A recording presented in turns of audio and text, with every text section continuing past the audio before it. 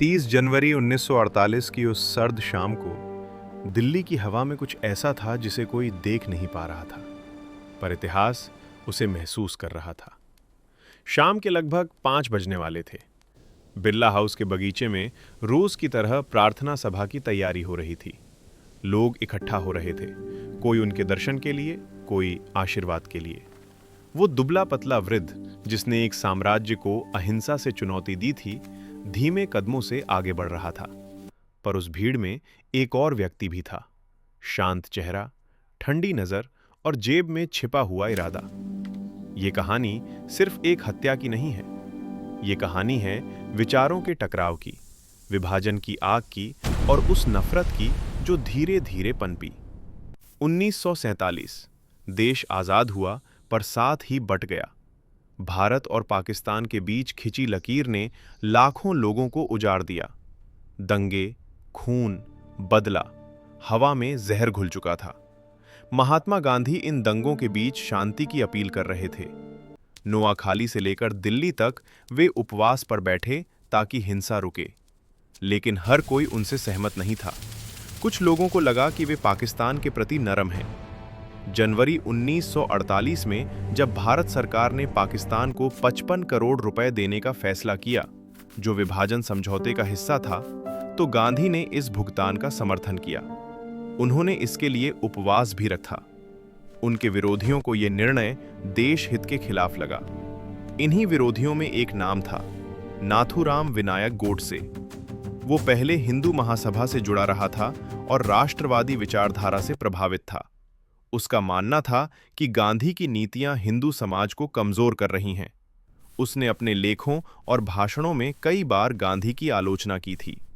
लेकिन विचार से अपराध तक का सफर एक दिन में तय नहीं होता। 20 जनवरी 1948 को ही बिरला हाउस में एक असफल बम हमला हुआ था। गांधी बच गए। ये चेतावनी थी कि खतरा पास है। फिर भी सुरक्षा कड़ी नहीं की गई। गांधी स्वयं भी हथियारबंद सुरक्षा के पक्ष में नहीं थे।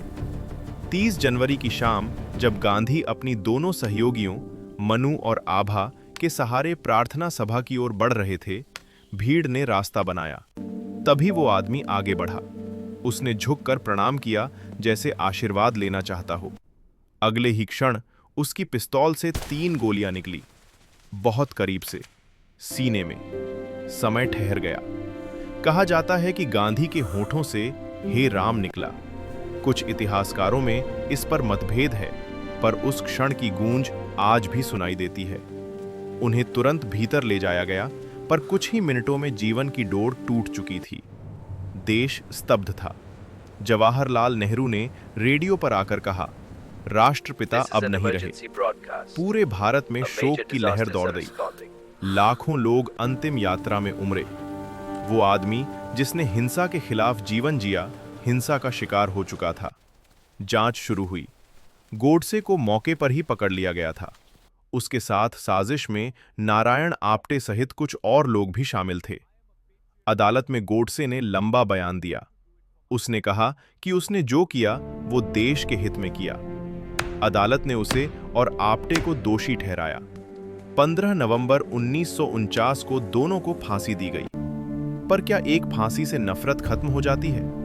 गांधी की हत्या ने भारत की राजनीति और समाज को झकझोर दिया। सरकार ने कुछ संगठनों पर प्रतिबंध लगाया।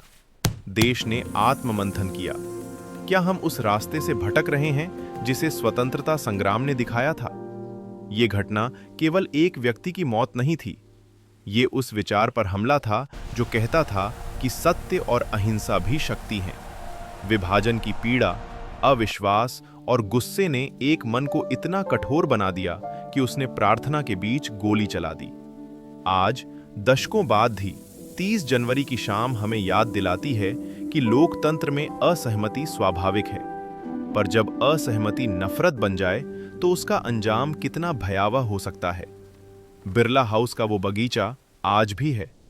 लोग वहां जाते हैं, मौन खड़े रहते हैं। घड़ी की सुइयां आगे बढ़ चुकी हैं, पर वो क्षण इतिहास में जमे हुए हैं।